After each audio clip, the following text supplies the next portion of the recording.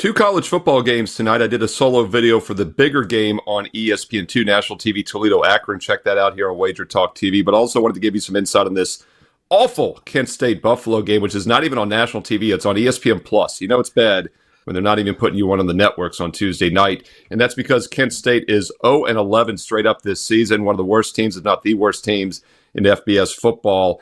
Just 2-8 against the spread, by the way. But they have gone over in 6 of their 11 games. And we're going to focus more on the total in this game. Yesterday, this line was 21.5. It's now 23.5. Not a surprise. It very well could hit 24 by kickoff. No way I'm going to ask a bad team like Kent State to try to cover. But then again, not in a hurry to lay 3.5 touchdowns with Buffalo. So I do think the total is worth a look here. 49.5 is a very reasonable over. And I actually wouldn't be against Kent State team total over 13.5. If you look at Kent State, they have been a little bit better offensively in MAC play against weaker opponents. In fact, they're averaging 17 points so far in their seven conference games. And overall in the season, that's above their scoring average of less than 14 points in the other games. Also throwing the ball better in MAC games this year as well.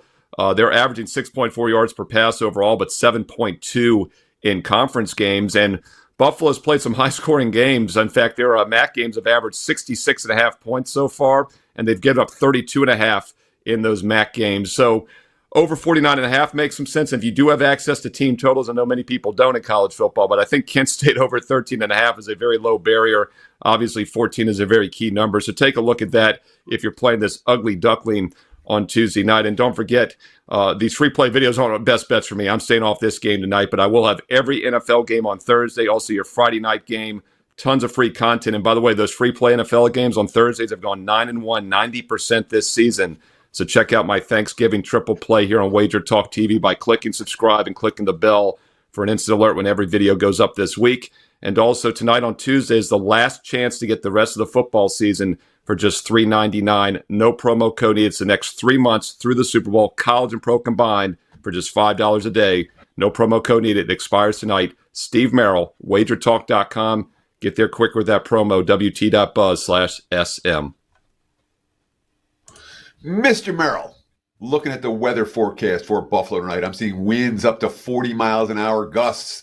That's why this total's been bet down as opposed to bet up. It's windy. How much does that affect the handicap? Wind is a concern because people always get worked up about rain and even light snow. And to be honest, those can actually help scoring because receivers, running backs, offensive players know which way they're going.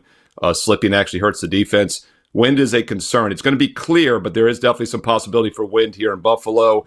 That's why I focus more on the team total because, once again, just need Kent State to get to 14, and they'll be playing from behind. But throwing the ball could be difficult with the wind, so also an opportunity maybe to take a look at the in-game line if the wind lets up a bit or even wait till pregame. So a lot of ways to attack this. But you want to have a lean going into a game. I lean over. I lean Kent State team total over. Might want to wait to see the in-game lines or see how that weather is playing out. And that's the beauty of in-game betting nowadays. You can actually see what the conditions look like during the game.